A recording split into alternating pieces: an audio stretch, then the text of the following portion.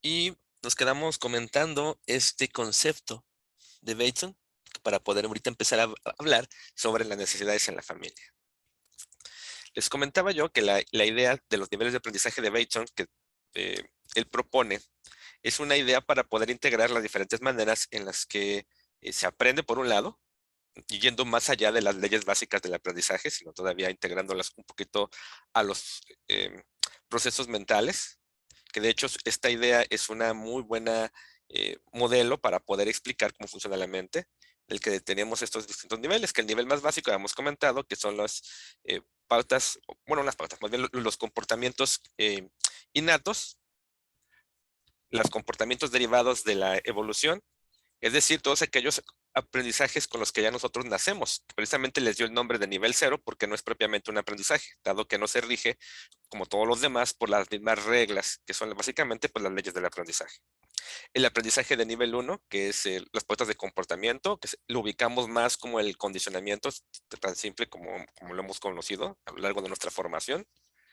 Luego tenemos las creencias, que son esas reglas internas que nos dicen cómo comportarnos. Esto nos da la posibilidad de poder hacer que esos comportamientos, esas pautas, esos condicionamientos los hagamos todavía más eficientes. Ya no sean solamente un estímulo-respuesta, sino que podamos nosotros planificar en qué momento, de qué manera, ante quién, cuándo, dónde, etcétera, podamos realizarlos, lo que hace que sea mucho más eficiente. Y hablábamos luego del aprendizaje de nivel 3, que es nuestras creencias centrales o nuestras premisas del mundo que forman pues nuestra idea de nosotros y de cómo funcionan las cosas en general. Son como creencias, pero estas son más abarcadoras. Realmente estaríamos hablando de la parte más abstracta desde la cual nosotros describimos el mundo que nos rodea y nuestro papel en dicho mundo que nos rodea. Que este es que el modelo me estoy explicando de manera muy reducida de Bateson. Y luego también, si les interesa, pueden leer un poquito más en el libro de Pasos hacia una ecología de la mente. Por ahí dedica un capítulo al de autoaprendizaje. Y también en una unidad sagrada, también este libro también hace un poquito a referencia a este capítulo. Y por ahí algunos otros autores van a retomarlo, porque realmente es una propuesta muy interesante que integra muchos de los conocimientos que tenemos sobre el aprendizaje y varias variables. Y lo hace de una muy buena manera para entender cómo éstas se relacionan. Pero bueno, ¿alguna pregunta de esto que estoy mencionando a lo mejor muy rápido y que también hablaba un poquito en la clase anterior?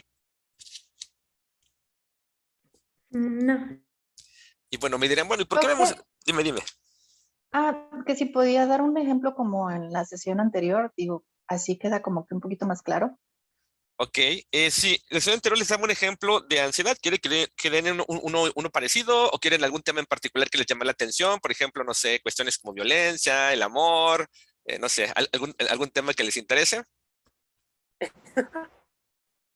Ándale, ese de cuando se ponen un poco tóxicos Ok, cuando en el amor. se pone un poco tóxicos. Muy bien, expliquemos. Aprendizaje nivel uno son nuestras pautas más básicas. Aquí, bueno, no pautas, lo pongo como pautas porque es un comportamiento repetitivo, pero es ahí mucho más básico porque es muy, muy reflejo. Eh, a nivel cero serían nuestras conductas más simples, nuestros reflejos para buscar afecto. Por ejemplo, el acercarnos, el contacto corporal, como muy, muy básico, ni siquiera todavía como una planificación, sino simplemente lo que haría, por ejemplo, un bebé para buscar ese afecto. Como las cuestiones más simples que tienen que ver con, por ejemplo, cuando se relaciona con la mamá, cuando lo está amamantando, la succión, o sea, cosas muy, muy básicas que realmente no tienen demasiado complejidad. Aquí y también entrarían procesos de tipo cerebral que nos predisponen a tener esa necesidad de buscar ese afecto. Cuestiones muy, muy simples, muy, muy sencillas. ¿Ok? ¿Hasta ahí vamos bien? Sí. Ok, ya los demás van a ser los complejos. Aprendizaje nivel uno son nuestras pautas para buscar afecto. Cómo nosotros aprendemos a satisfacer esas necesidades que tenemos del aprendizaje de nivel cero. Aquí entrarían nuestras estrategias para poder conseguir un afecto. Eh, Sin que me respondan, esto más bien para ustedes, recordemos cuando éramos niños qué teníamos que hacer para poder conseguir la validación, la atención, afecto, el cariño. ¿Recuerdan un poquito cuando eran niños, más o menos entre unos 4, 6, 7 años, qué tenían que hacer? Probablemente diferentes conductas que por ahí ustedes iban probando. Probablemente a lo mejor tendrían que, por ejemplo, pedirle un abrazo, o ustedes dar el abrazo, o portarse bien esperando que nos van a dar esa recompensa que es un abrazo o una palabra de aliento, el que nos digan que somos buenas personas o buenos niños, el que nos vemos bien, etcétera. Esos comportamientos nosotros los vamos a hacer inicialmente de forma aleatoria, simplemente probando de manera estocástica, y cuando notamos que empieza a funcionar, empezamos a repetir ese comportamiento, y si encontramos el mismo resultado, ese se ve reforzado y vamos a empezar a originar una secuencia de comportamientos, que es esto que llamamos pauta de comportamiento, de búsqueda de afecto, que nos va a dirigir a encontrar la estrategia para lograr satisfacer esa necesidad. Antes de ir adelante, también se me olvida para que también vaya quedando más claro, Bowlby nos habla de la teoría del apego, donde nosotros como niños, dependiendo de la relación que tengamos con nuestras figuras, nuestros cuidadores, vamos a desarrollar esa figura de apego. El apego básicamente sería un aprendizaje de nivel 0, pero desarrollar el estilo de apego sería una pauta de comportamiento probablemente que tenga que ver ya con el aprendizaje de nivel 1, cómo yo aprendo a satisfacer esa necesidad de apego. Entonces, aprendizaje de nivel 1 es que yo desarrollo una forma para poder conseguir el afecto. ¿Vamos bien hasta ahí? Ese es el nivel 1. Así es, tu estrategia. A ver, ¿cómo le hago? Ay, pues a ver, si como niño hago un berrinche y luego mi mamá viene y me consuela, me da un abrazo. Ah, caray, eso es interesante. Entonces, ¿qué tal si lo hago otra vez? Ah, mira, funcionó otra vez. Órale. ¿Y qué tal si entonces para conseguir afecto yo tengo que hacer como que estoy mal, como que me siento herido, dañado, vulnerable? Y esto hace que las personas significativas vengan a darme el afecto. Ok. La conducta es el aprendizaje de nivel 1. Esa explicación que di ahorita, eso va a ser el aprendizaje de nivel 2. Para obtener el afecto, tienes que verte vulnerable. Es una creencia, una regla. ¿Ok? Sí. Aprendizaje nivel 3. Ese es más complicado porque es tu idea de ti mismo y de los demás.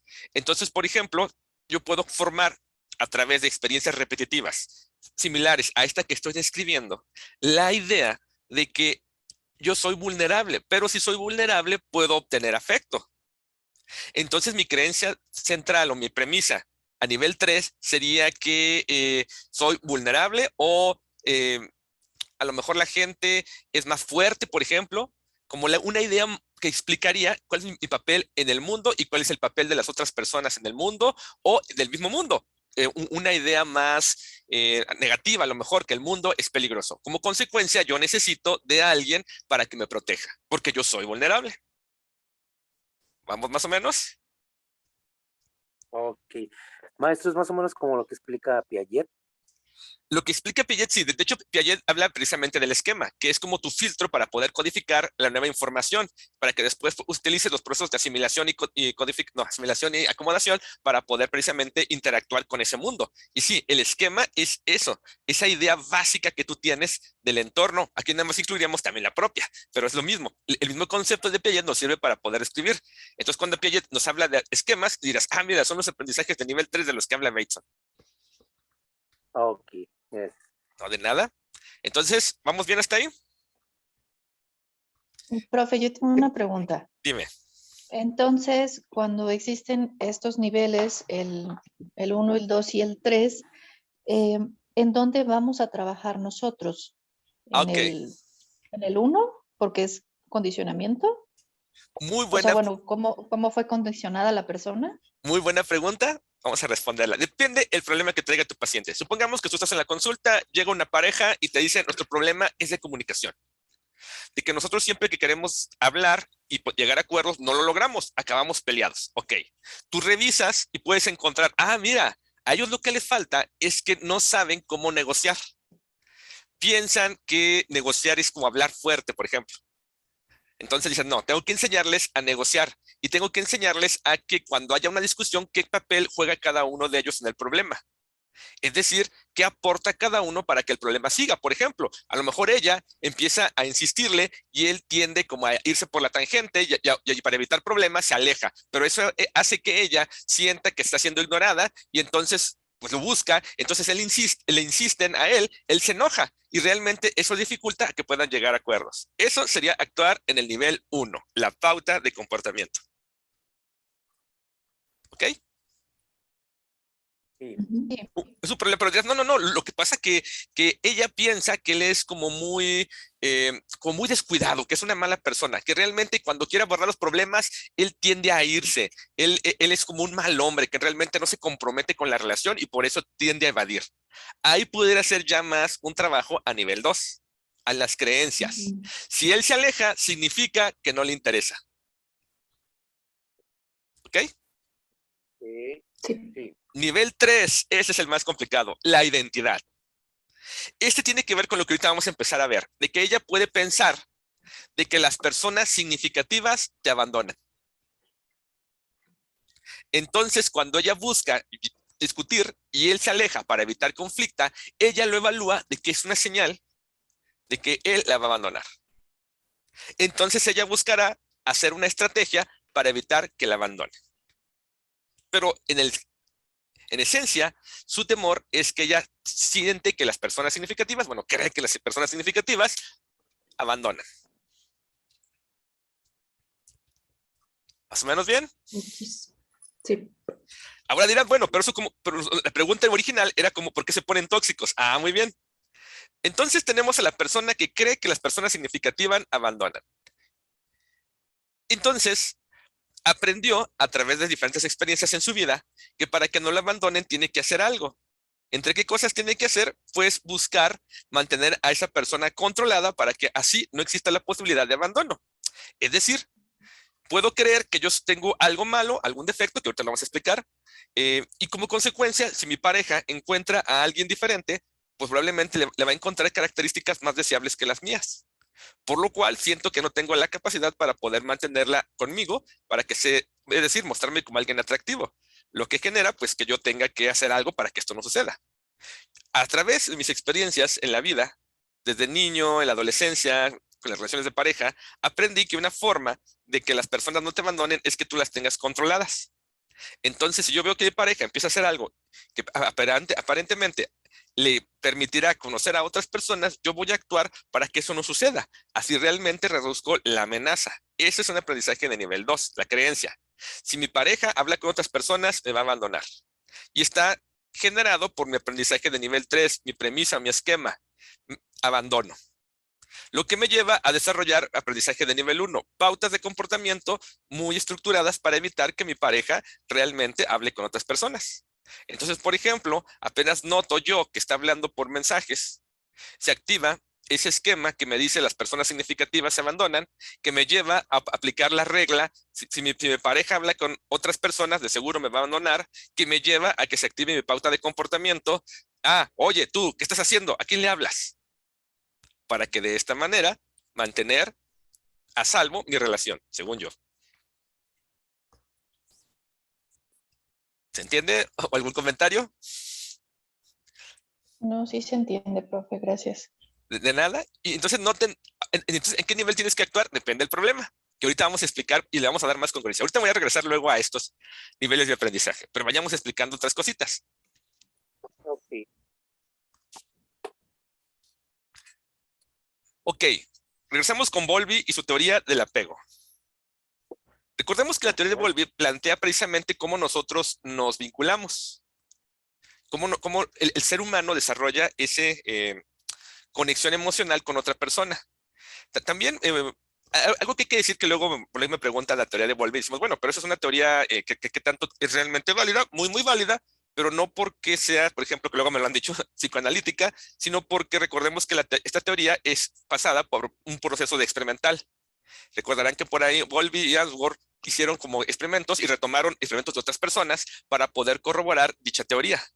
de que este proceso se da a nivel biológico, no tiene nada que ver como la interpretación que luego puedan darle los psicoanalistas realmente. Realmente estamos describiendo un proceso que es muy, muy básico de cómo se vincula y que incluso sabemos perfectamente que una de las hormonas que participa en esta vinculación es la oxitocina y que sabemos que esa se da a través pues, de cuestiones muy básicas, como cuando la mamá está amamantando al bebé, que se genera oxitocina, lo que genera vínculo. Tenemos experimentos, por ejemplo, donde a la gente le podemos rociar oxitocina artificial sintética y podemos notar cómo pueda cambiar su empatía respecto a otras personas y solamente con ese proceso.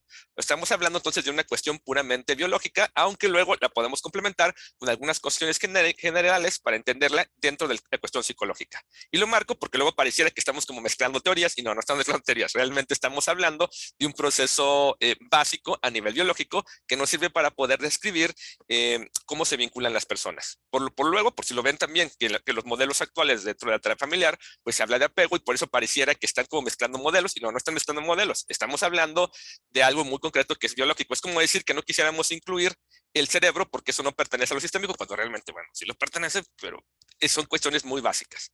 Y más bien lo que dejaríamos de lado, que de hecho no se menciona, es la interpretación psicoanalítica. Y eso también no quiere decir que los psicoanalistas tenían razón, porque también recordemos que un problema que había con Bowlby era que la teoría contradice totalmente la teoría freudiana y que de hecho recordemos que también fue expulsado de la Sociedad Psicoanalítica Internacional y una de sus principales retractoras fue Anna Freud, porque lo que se está diciendo pues realmente no tiene sentido. Y claro, como sucede con todo, una vez que Bowlby presentó su teoría, se le dio el reconocimiento porque lógico se puede contrastar, se puede validar, a diferencia de las diferentes propuestas psicoanalíticas, pues lógicamente se le dio como un lugar o una relevancia y es cuando volvieron otra vez a aceptarlo dentro del psicoanálisis, pero bueno, cuestión ahí curiosa. Y bueno, después de ese breviario cultural o chisme dentro de la psicología, esto que voy a mencionar parte de esa teoría, de que sabemos que dependiendo de cómo sea la relación con los cuidadores, también recordemos esa parte que tiene que ver con nuestro concepto de familia. Esta teoría no habla de padres, habla de cuidadores. Es decir, que si hay una persona que puede satisfacer estas necesidades que están aquí, la persona crece sin ningún problema. No necesitas un padre biológico o un padre como tal. Necesitas alguien que ejerza el rol, que era lo que estábamos viendo en la clase anterior. Esto es muy importante. Por eso noten que no tiene nada que ver con una cuestión como simbólica o algo. No, no, no. Estamos hablando de cuestiones funcionales y que cómo se satisfacen necesidades de tipo biológico, porque estas que vamos a ver tienen esa característica. Son biológicas y aunque podemos decir que son psicológicas también, no estamos haciendo referencia, insisto, a un simbolismo, sino poder satisfacer una necesidad que tiene mucho que ver con cómo se va a organizar nuestro cerebro a partir de la estimulación que recibe de este tipo de categoría que denominamos más como emocional. Pero bueno, empecemos a explicar de qué se trata esto. Basándonos en la teoría del apego, se han descrito 5 necesidades para tratar de facilitarnos la vida y saber a qué se refiere o cómo podemos crear un vínculo seguro en una persona. Para ello, se han descrito diferentes propuestas y aquí ponemos una que es de las más utilizadas. En el reducir a 5 necesidades básicas para poder generar precisamente cubrir las necesidades más simples a nivel afectivo o también parte a nivel biológico, ¿verdad? Obviamente aquí incluiríamos o dejaríamos más bien fuera las cuestiones como alimentación, etcétera. Pero bueno, vamos a centrar más como las que tienen que ver con lo que nos interesa, que es el aspecto psicológico. Y tenemos 5 necesidades. La primera, pues es el vínculo seguro, tal cual como la describe Bowlby, el de que la persona, el cuidador, dé ese mensaje de estar ahí para cuando se necesite, de proteger, de poder acompañar, de seguridad, que es la parte interesante. Y cuando digo comunique, no significa que se lo diga verbalmente, sino que a través de la relación que se da con ese niño se pueda generar esta sensación de seguridad. ¿Y cómo es eso? Ah, pues que bueno, de que el niño aprende de que cuando su cuidador, por ejemplo, se va, sabe que va a regresar. O que sabe que si tiene algún accidente, algún problema, ese cuidador va a estar ahí para ayudarlo. Y que si en algún momento necesita como un abrazo, una expresión de afecto, dicho cuidador va a estar ahí. Que ustedes recuerdan, con la teoría de Bowlby, dirán, oh, claro, es el apego seguro tal cual, totalmente. Es decir, se va a formar a través de mostrar que la persona está ahí. Esto implica una estructura, como una estructura, sí, de que la persona constantemente se presenta en ciertas circunstancias y siempre aunque se pueda alejar, vuelve a aparecer, dándole al niño la certeza de que siempre la figura significativa pues va a estar ahí. Una segunda necesidad tiene que ver con la autonomía. Esta es muy interesante. Una vez que te tiene ese vínculo seguro, también la persona va a promover que el niño pueda hacer cosas por sí mismo. Es decir, que aunque el cuidador inicialmente se ocupa de muchas de sus necesidades físicas básicas, a medida que va creciendo le va favoreciendo y le va promoviendo de que el niño también se haga cargo de ciertas cosas, como por ejemplo el vestirse, el autocuidado, cuestiones de ese tipo, que tienen que ver con cuestiones muy sencillas, dependiendo de su edad, pero que le van dando la sensación de que puede hacerle frente a las diferentes necesidades que se le prestan. Se puede hacer cargo de sí mismo. Esto le da pues una muy buena sensación de competencia, se siente que puede hacer frente a las situaciones que se le presenten y le va formando una identidad, al menos una parte de ella, que es esa sensación de que tiene recursos para poder hacer frente a lo que se venga.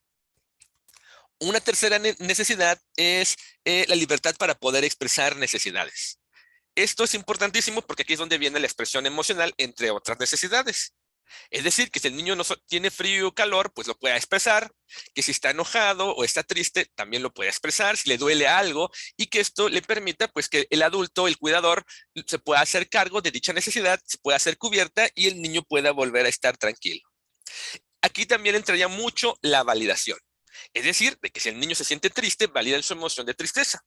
¿Por qué? Porque luego vamos a encontrar muy frecuente en la terapia que algo que les falla a los papás es que luego quieran descalificar las emociones. Por ejemplo, se considera que las emociones negativas son malas, cuando no, se les llama negativas porque estamos hablando en términos aritméticos, donde es reducir, quitar, algo, una disminución. Entonces, cuando un niño, por ejemplo, expresa una emoción negativa como el enojo, luego un papá puede pensar que eso es malo enojarse, cuando realmente no es malo. Es una de las distintas emociones que tenemos y hay que validarla. Dirá, sí, pero es que luego empieza a aventar cosas. Entonces lo que está mal es el comportamiento, es la manera en la que expresa la emoción, no en sí la emoción. La emoción puede estar asociada a frustración, puede estar asociada a enojo, y eso es correcto, o sea, hay que validarlo. Lo que no validamos es el comportamiento, que tiene que ver con una de las siguientes necesidades, que son los límites. Pero la necesidad tal cual es importante validarla. Eso es muy importante. Y también uno como psicólogo tiene que aprender a validarlas, porque luego también sin darnos cuenta y sin tener una mala intención, podemos equivocarnos y descalificar la emoción del otro, y ahí estaríamos favoreciendo que se refuerce la idea de que no me van a validar mis emociones. Es decir, una persona significativa, alguien que tiene ese rol, no lo va a hacer. Entonces, esta tercera necesidad nos habla de ese aspecto de poder de manera libre expresar lo que yo necesito y de que me sea cubierto en la medida de lo posible. A veces no se podrá cubrir, pero aún así intentándolo, pero sí sobre todo validándolo. Eso es muy importante. Y eso nos lleva, bueno, antes de pasar a eso, luego también lo menciono, cuando vean el modelo de Milán, van a ver mucho sobre descalificación, dado que las familias con trastornos esquizofrénica tienden mucho a eso y estarían realmente atentando contra esta tercera necesidad. Pero bueno, cuarta necesidad, espontaneidad y juego, que se le promueva al niño que pueda ser espontáneo y que pueda jugar. Esto es una de las más difíciles de poder satisfacer, a pesar de que la práctica no es difícil. Se considera difícil porque la gente tiende a pensar que es una pérdida de tiempo, que jugar no sirve para nada o que es malo ser espontáneo, que es mejor ser estructurado y muy ordenado, cuando no es cierto. Por ejemplo, si tenemos un niño de 3, 4 años y estamos, no sé, esperando ahí en la fila del banco con él, y de repente pasa un automóvil con música alto volumen y el niño le escucha y empieza a bailar, luego el papá reprende eso. Cuando ese comportamiento es esperable y es natural en esa edad y es una muy buena manera de pasar el tiempo y de que el niño se sienta bien, ni siquiera está quejando ni nada, no está molestando a nadie, no hay como una manera de decir que eso es negativo y sin embargo puede connotarse como que no es apropiado. Allí se estaría privando de cubrir esta necesidad, porque de hecho hay que cubrir esto, de que el niño pueda expresarse espontáneamente, tener esa facilidad, tener esa, lógico, bajo ciertos límites, que es el último punto, pero que lo pueda hacer y que pueda jugar. De hecho, si ustedes recuerdan, estoy segurísimo que si les tocó jugar con sus papás, lo recuerdan, pero clarísimo, y es muy significativo. Si a las personas que casi no jugaron con sus papás, jugaron una o dos veces, lo recuerdan, pero con con lo que veíamos de la infancia dorada, o sea, hasta con luces y maquillado y todo muy bonito. Ahora si les tocó a ustedes el poder hacerlo varias veces, pues mucho mejor, porque realmente es muy significativo. Además que en el juego nos enseñan muchas cosas, nos enseñan roles, nos enseñan reglas, como por ejemplo esperar turnos, límites, nos enseñan cómo nosotros somos como personas, nuestra identidad, o sea, muchas cosas, además para enfrentar, tolerar la frustración y bueno, una serie de beneficios que tiene muy enorme, que por eso es una necesidad importante. Y finalmente tenemos los límites. Los límites, pues es esto, como esas, hasta dónde llegar, que de hecho en la tarea familiar es algo muy importante que vemos en la familia, cómo están esos límites, pero porque esos límites tienen que estar adecuados a la edad y a las necesidades de cada uno de los integrantes de la familia. Porque los límites permiten organizar, permiten separar, permiten dar estructura. Y estos límites, pues, cuando son funcionales, ayudan muchísimo a que las personas tengan la idea de qué va a pasar. Tienen una seguridad, saben qué va a pasar. De hecho, que también en trastornos como el trastorno de hiperactividad con déficit de atención, tener un hogar cuando que haya muchos límites ayuda muchísimo porque permite a que sea más fácil poder saber las secuencias, poder seguir las instrucciones y no perderse en estímulos emergentes que puedan parecer llamativos. Realmente es muy útil tener esos límites, ojo, siempre y cuando sean apropiados, porque también límites muy rígidos pueden ser restrictivos y atentar con la necesidad número 4, que es esa espontaneidad y ese juego, porque es tan estricto todo que ni siquiera se permite jugar.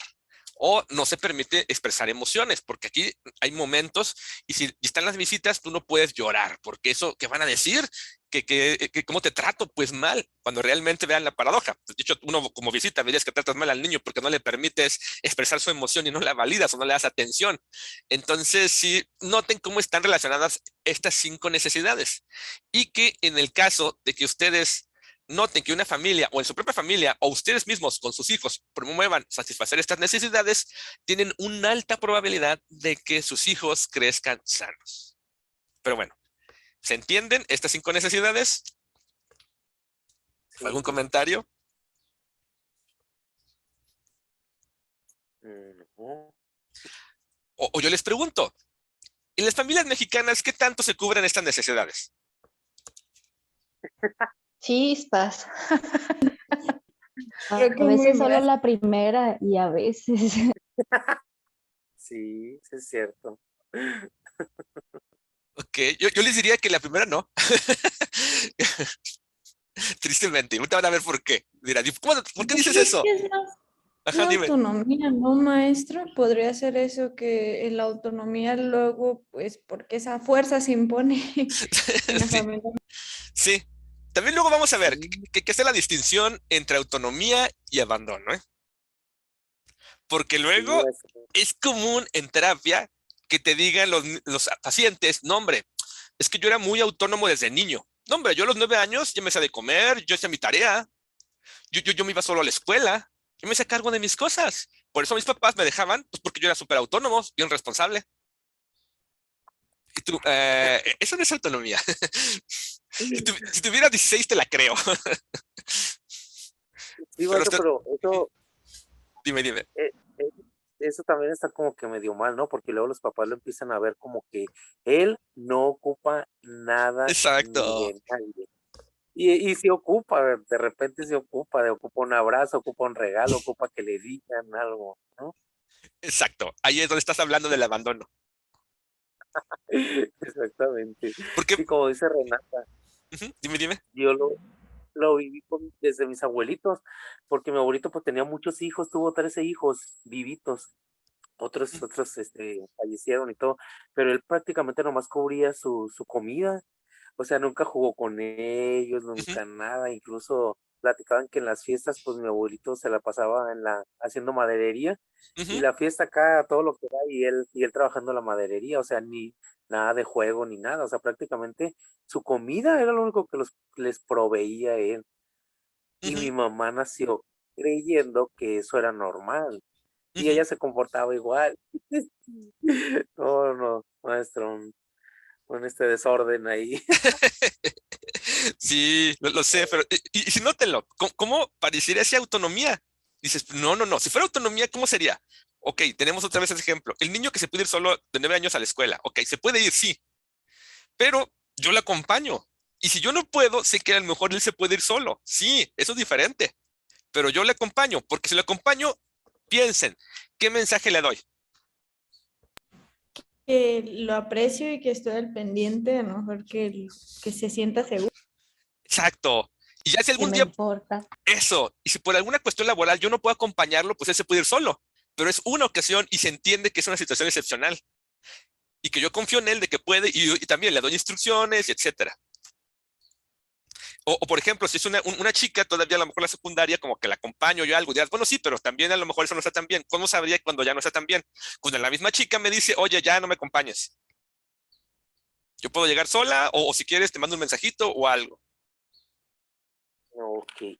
¿Cuándo se empiezan a quedar una calle antes? Exactamente, Para que no la vean con sus papás. exactamente, que se vale totalmente. Y que digo, oye, pues tú vas, yo aquí me quedo, aquí te espero, o te espero acá cuando tomes el camión y vayas a llegar a la parada para la casa, a lo mejor yo te espero ahí. Y aún así, Ok. y me puede decir, no, ¿sabes qué? No me esperes. Porque voy con mis amiguitas acá en bola, que también es otra experiencia de la adolescencia, y ahora le va. Mm, Maestro, yo en la familia mexicana creo que difícilmente podemos cubrir bien alguno, ¿no? Pero me pasa algo ahorita muy curioso. Familias que se van, por ejemplo, que comienzan a cubrirlos de una manera a lo mejor más completa o simbólica y quizá por los lineamientos de, bueno, por seguridad de que no le marquen a 911, cosas así que son más restringidas en las escuelas, que son más supervisadas. Ujú. Y mi duda es por qué, por ejemplo, ellos es como que se adaptan fácil, ¿no? Pues obligadamente a esa estructura, pero si están en México no es posible que tengan como esa estabilidad, esa autonomía sana y mucho menos la libertad de expresar las emociones y validarlas. Sí, totalmente. Que realmente nuestra cultura, y también no la cultura, también la estructura que tenemos social no permite que se pueda como uno adaptar y cubrir totalmente las necesidades. Porque, por ejemplo, podemos vivir en una ciudad donde haya muchos índices de criminalidad, altos índices de criminalidad, y eso no va a hacer que yo pueda andar muy seguro que digamos, y mi autonomía, aunque también la voy a desarrollar, pero va a ser diferente, eh, tomando en cuenta esa situación en la cual nos encontramos. Pero sí, hace que sea más complicado y eso también favorece la aparición de algunas otras problemáticas. Por ejemplo, como la ansiedad, porque va a generar que yo me siento vulnerable y esa vulnerabilidad con el tiempo puede favorecer que aparezca como un trastorno. Entonces sí hay que tomar en cuenta también todos estos factores. Y sí, se pueden adaptar y cuando está más organizado, más estructurado un ambiente, es mucho más fácil el poder cubrir estas necesidades. Y que también no es tan complicado. De hecho, si nos ponemos muy estrictos, van a notar que no hay que hacer tanto, pero sí son cosas como muy puntuales en cierto momento específico de la vida o de las experiencias de los chicos, para que de esta manera ellos puedan ir desarrollando apropiadamente esa identidad y puedan desarrollar recursos para poder hacer frente a las diferentes situaciones que se les van a ir presentando. Y sí, en nuestras familias difícilmente se cubren estas y eso es un problema. Y dirás, bueno, ok, la familia mexicana, por su forma, su cultura y la estructura que tenemos como país, no favorece que se cubran estas necesidades, pues es difícil. ¿Qué pasa si no se cubre? ¿Qué es lo que vamos a ver a continuación? Dirás, Pues bueno, un poquito de inseguridad, ¿no? mande, Un poquito de inseguridad en el adulto. no solo un poquito. A Serían ver, también adultos, perdón, co- como adultos codependientes también. Puede ser, pero dirás, pero ¿cómo puedo saber qué se va a formar? Ah, aquí vamos a hacer un brinco y agregar otra teoría que es, vamos a ir a la teoría, bueno, a la terapia de esquemas. La terapia de esquemas es una terapia de tercera generación dentro de lo cognitivo-conductual, propuesta por el psicólogo Jeffrey Jung, el cual tiene dentro de su formación haber estado tanto con Minuchin como con Beck. Tuvo la suerte de que como los dos estaban en Filadelfia, pues bueno, ahí tuvo la experiencia con ambos. Él se interesa mucho por identificar creencias centrales o identificar estos aprendizajes de nivel 3 de los que hablábamos hace ratito bajo el de autoaprendizaje de Bates. Y empieza a investigar muchísimo sobre el tema, cómo la familia va a poder favorecer el cubrirse estas necesidades, pero respondiendo a esta pregunta que hicimos. ¿Qué pasa cuando no se cubren? Porque luego llegan a consulta ciertos problemas, sobre todo de tipo caracterológico, de personalidad, y entonces, ¿qué pasó ahí? ¿Tendrá algo que ver la crianza? Lógicamente sí, pero ¿de qué manera influye? Entonces puso a hacer investigación y empezó a formar un grupo de investigación, inicialmente en Estados Unidos, en Filadelfia, luego uno en Europa, que se formó a partir de lo que él investigaba también, ahí en Holanda, y fue formulando una manera muy sencilla, entre comillas, para poder identificar cuáles son las consecuencias de cuando no se cubren las necesidades. Para empezar, él nos dice que cuando una necesidad no cubierta, pues precisamente el adulto la tiene por no haber sido satisfecha cuando era niño, va a formar una idea negativa de sí mismo, un esquema disfuncional. Entendamos un esquema disfuncional, como decía, como una manera, una forma de ver el mundo. Pero expliquémoslo de manera sencilla para no meterme tanto en la teoría. ¿Ustedes han visto películas de Disney? Sí, Sí, Sí. ¿Han visto muchas? sí. sí. Ok, díganme, en toda película de Disney, ¿qué tiene que salir? El príncipe Salvador. Ok, Un padre Alguien sin ausente. papás, ok, El por lo maltratador. general son huérfanos ok, o los matan a los papás. también. Y luego tienen que ser como el camino del héroe, de que ir como recolectando y armándose de valor y preparándose para un confrontamiento final. De que Sí, luego como una historia de abandono y superación, ¿no? también, así es. Y en toda película, así ustedes vean la película de Blancanieves de los 30, así vean Encanto, así vean cualquiera, todas que comparten cosas en común. ¿Estamos de acuerdo? Sí, Sí. Ese guión en común, esos elementos básicos serían un esquema. Sería el esquema de la película de Disney. Trasladándolo a una persona. Entonces estarías diciendo que independientemente de la situación, momento, actividad que realice la persona, hay cosas en común que tiene. Esos elementos en común serían esos esquemas o esas creencias centrales o esas premisas. ¿De acuerdo? Ok. Mejor se entiende un Sí. poquito mejor así también. Entonces, Jung empezó a hacer investigación y de hecho dentro de sus investigaciones, de hecho creó un inventario a través de análisis factorial, que es un inventario para poder identificar esquemas. No es como digamos que único de él. Recordemos que también, por ejemplo, Cattell también tiene un análisis factorial donde se distribuye también en categorías la personalidad. Nada más que lo que hizo Jung fue específicamente para identificar esquemas. Y él propuso 18 esquemas. No quiere decir que sean los únicos, puede haber más, pero para simplificarnos la vida y que como psicólogos o psicoterapeutas podamos darnos una idea de más o menos de cómo afectó esa crianza a mi paciente. Y vamos a explicar a continuación. Esto parte de que tenemos 5 necesidades que veíamos en la lámina anterior. Entonces, por ejemplo, ¿qué pasa si a mí no me satisfacieron el vínculo seguro? Entendamos la satisfacción de necesidades como la comida, que también poníamos el ejemplo. Si un niño crece en la abundancia de comida, cuando se convierte en adulto, pues no le da un alto valor a la comida. Pero en cambio, cuando crece en un entorno de hambruna, en un entorno donde tiene que comer comida descompuesta, tiene que pasar días para comer algo, hay medio insípido, desagradable, pues aprende a darle un alto valor a la comida, además de que también es más resistente, no se pone tan exigente con el tipo de comida, porque para él aprendió que hay que aprovechar y casi dar gracias cuando esta no la hay. Ahora vamos a cambiar la comida por esas 5 necesidades, ya sea el vínculo seguro, ya sea la autonomía, ya sea la expresión, ya sea el juego y ya sean los límites. Dice Jung, entonces cuando un niño no se satisface su necesidad de vínculo seguro, existe la posibilidad de que desarrolle 5 posibles esquemas disfuncionales. Y así con cada una de las necesidades para formar en un total de 18, que son los que vamos a mencionar a continuación. Cuando no se cubre la necesidad de un vínculo seguro, diríamos que se forma una desconexión emocional. Y como consecuencia, el niño puede formar alguna de estas 5. Número 1, abandono. Sabe que las personas significativas te van a abandonar. Que era el ejemplo que yo daba, por ejemplo, de la persona tóxica. Esta persona, cuando era niño, probablemente sus papás no le generaron un vínculo seguro, lo que configuró en su manera de ver el mundo la noción de que quien te quiere te va a abandonar. Y luego, a través de diferentes experiencias, desarrolló una estrategia para afrontar esa posible pérdida. En ese caso, sobrecompensar, y por ello es que se pone tóxico. Entonces, el esquema de abandono nos habla de que la persona cree que quien te quiere te va a dejar. ¿De acuerdo?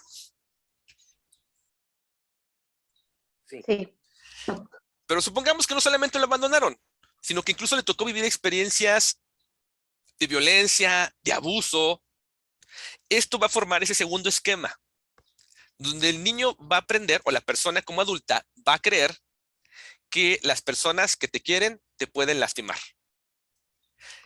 Vean que es una idea muy genérica todavía, porque bueno, te quieren, te lastiman, pero sí puede asociarlo a que esa es la manera de mostrar el afecto, o puede asociarlo a que no tienes que permitir de que lo hagan, que te quieran abusar de ti, pero aún así sabes que las personas significativas en algún momento lo van a hacer y esto se va a acabar. Y ahí vamos relacionando el abandono y el abuso. Tercer esquema, privación emocional. ¿A qué se refiere la privación emocional? La persona, por esa falta de seguridad y de afecto y de vínculo, crea la idea de que nadie lo va a querer, de que nadie lo va a entender y nadie lo va a ayudar. Aunque típicamente pensamos que los papás están ahí para ayudar y para poder satisfacer necesidades, a veces no es así. A veces hemos encontrado en la terapia que hay papás que les caen mal sus hijos, que odian a sus hijos y le transmiten esto al hijo. Y pueden formar este esquema, donde entonces si mis Oiga, papás... profe, Dime. aquí en la parte de la privación emocional también puede entrar mucho la cuestión de lo que implican para los papás los roles de género, por ejemplo, en el caso de los hombres, en que es que tú tienes que ser el fuerte, es que tú tienes que ser el responsable, es que tú nunca tienes que llorar. Ahí puede entrar esa parte de la privación. Pueden entrar porque eso puede favorecer a que los traten de cierta manera. Y lo que mencionabas de género, hay un psicólogo evolucionista que se llama Robert Trivers, que él hace muchos estudios también sobre familia desde el punto de vista evolutivo. También ahí estaría hablando de aprendizaje nivel 0, en el que nos dice que hay un concepto que él llama inversión parental, que es la idea a nivel biológico de cómo los papás distribuyen los recursos, bueno, con las crías. Es decir, de cómo le invierten a un hijo o a otro hijo. Y eso tiene que ver con género y tiene que ver con esta cultura. Porque sí, ahorita tú mencionaste de que, por ejemplo, un hijo hombre no puede llorar y así. Eso por un lado. Pero también a una hija mujer a lo mejor no le van a invertir tantos recursos como a un hijo hombre. Porque ya los papás puedan tener una preferencia por cierto género. Y dentro de los diferentes miembros, por ejemplo, son varios hermanos, por uno en particular. Y a ese le van a invertir más recursos. ¿Por qué? Porque tenemos a lo mejor la idea de que los papás tratan a todos igual, pues por lo que nos dice la investigación no es cierto. Hay uno que es el favorito y que tiene ciertas cualidades que los papás consideran como deseables o que tiene mayor oportunidad y a ese le van a invertir más recursos. Puede ser un hombre, pero también puede ser una mujer, puede ser el mayor o el menor y bueno, ya irá variando de más cosas. Y lo que estás mencionando sí. Y esto va a cambiar la manera en la que tratan a cada uno de ellos. Que aunque todos son criados por los mismos papás, a cada uno le van a dar un trato distinto. Por eso entendemos que se van a formar también personalidades muy diferentes y también problemas psicológicos diferentes, a pesar de que vivan todos bajo las mismas reglas. ¿Ok? Sí, profe. Entonces, la privación emocional es el esquema que te dice o nos dice que nadie nos va a querer, nadie nos va a cuidar y nadie nos va a entender. Y de hecho, es más común de lo que pensamos. Cuarto esquema, imperfeccionismo, vergüenza. También luego se le llama defectuosidad. También en el libro así viene, así lo marca Jung. Este crea la idea de que la persona tiene algo malo. Porque el niño no le hacen caso, decíamos, es como mi pobre angelito, el que dejan olvidado, no, se les olvida por ir a la escuela, no le compran cosas. Entonces el niño busca explicarse ¿por qué me pasa esto? Y su conclusión, de seguro yo tengo algo malo que por ello hace que me abandonen. Entonces forma una idea negativa de sí mismo donde piensa que él no tiene las cualidades necesarias para poder ser amado. Lo que lo lleva pues a pensar de que aunque estén en relaciones, en algún momento pues se van a terminar porque se van a dar cuenta que él no es tan bueno. O piensa que él las va a echar a perder porque no cuenta con los elementos necesarios para poder mantener una buena relación. Y entonces empieza como Juan Gabriel, de eso de que yo no nací para amar y cosas así. Y lo lleva pues a tener relaciones tormentosas. Ok. Quinto esquema, aislamiento social. Este es parecido. Nada más que aquí la persona se siente como fuera de lugar, como que no pertenece, como que es raro. Entonces no se siente como parte de la familia, como que es ajeno. Y como consecuencia, pues no tiende mucho a socializar, como que prefiere mejor quedarse afuera porque no siente que no forma parte, como que él no encaja. Y esa sensación pues es muy desagradable. Entonces va a formar la idea de que no es muy bueno interactuando con la gente y pueda también, dependiendo de sus experiencias, optar por una estrategia, pero buscando pues cuidarse, pero sabiendo que a él no le corresponde estar en un grupo, que a él le toca como alone forever, ¿verdad? Solo siempre. Por eso se aísla, maestro. Así es. No porque no tenga Ok. habilidades sociales, no porque no caiga bien, sino porque trae un esquema que él cree que no encaja. Estos esquemas, y los que vamos a ver, que Ok. vamos a mencionar ahorita a continuación, generan que las personas tengan problemas para relacionarse con los otros y que tengan dificultades en la socialización, en la relación de pareja y cuestiones de ese tipo. Estos son los 5 esquemas básicos como principales de la primera categoría, que es la más importante. Los demás, ahorita los vamos a mostrar, los voy a mencionar rápido, porque si no, aquí me puedo llevar toda la clase viendo esquemas y no es como tanto el sentido, pero los quiero mencionar porque para que vayan viendo, cuando una persona crece en una familia donde no se satisface sus necesidades, es muy probable que de adulto desarrolle un posible trastorno o al menos lo haga eh, favorable de su aparición de dicho trastorno. Además de que si existe cierta combinación de esquemas, va a desarrollar la persona un trastorno de personalidad. Ahorita hablaremos un poco de eso. Pero bueno, segunda categoría. Deterioro en la autonomía. Cuando a la persona no le permiten hacer cosas por sí mismo y todo le resuelven, ¿qué le puede generar?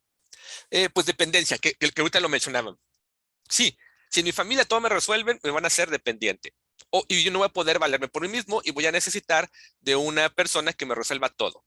Ejemplo extremo, trastorno de personalidad dependiente, donde la persona no puede hacerse cargo de las tareas del día a día y no puede tener realmente una manera de enfrentar las cosas del mundo porque cree que no puede o no tiene los recursos o simplemente no tiene idea ni el medio para poder aprender cómo hacer frente a eso.